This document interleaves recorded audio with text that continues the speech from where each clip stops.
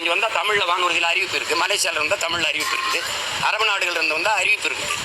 அது எனக்கு மகிழ்ச்சி. சரி, வேற ஒரு நாட்டிலேருந்து நான் வரும்போது என் நாட்டுக்குள்ளேயே என் இறைவனுக்கு முன்பு சொல்லுங்கள், இறையனாரும் எம்பெருமான் முருகவேலும் கட்டிக்காத்த தமிழ் சங்கம்ங்கிறான். அகத்தியரும் கட்டிக்காத்த தமிழ் சங்கம்ங்கிறான். சங்கம் வைத்து தமிழ் வளர்த்த முன்னோர்கள் நாங்கள். ஐயப்பன் கோயிலில் தமிழில் வழிபாடு அப்படின்னு நான் போராடுறேன்னா, இல்லை வெங்கடாசலபதி கோயிலில் தமிழில் வழிபாடு. முதல்ல திருமால் யாருன்னே முடிவுக்கு வர மாட்டேங்கிற. திருமால் தமிழ் இறையா இல்லை வேறையா? சிவன் தமிழின மூதாதை தமிழினுடைய இறைவனா வேற யாருமா? சரி, 63 நாயன்காலில் பிறமொழியாளர்கள் யாராவது சொல்லுங்கள். திருமாலை பாடிய 12 ஆழ்வார்களில் வேற யாராவது சொல்லுங்கள், தமிழர் அல்லாது. கடவுளை கடன் கொடுத்த ஒரு இனம், இறைவனை இரவல் கொடுத்த ஒரு இனத்துக்கிட்ட சேட்டை பண்ணிட்டு அதிகாரம் வந்ததுனால தமிழ்னு சொல்கிறோம். போனால் பிச்சை போடுறோம். அப்படியா? திருமண வீட்டுக்கு போனால் பிச்சைக்காரன் 10 பேர் உட்காந்துருந்தா எல்லாரும் சாப்பிட்டு முடிச்ச ஒரு மிச்சம் இருந்தால் உங்களுக்கு போடுவாங்க, இருங்க. அப்படியா? அது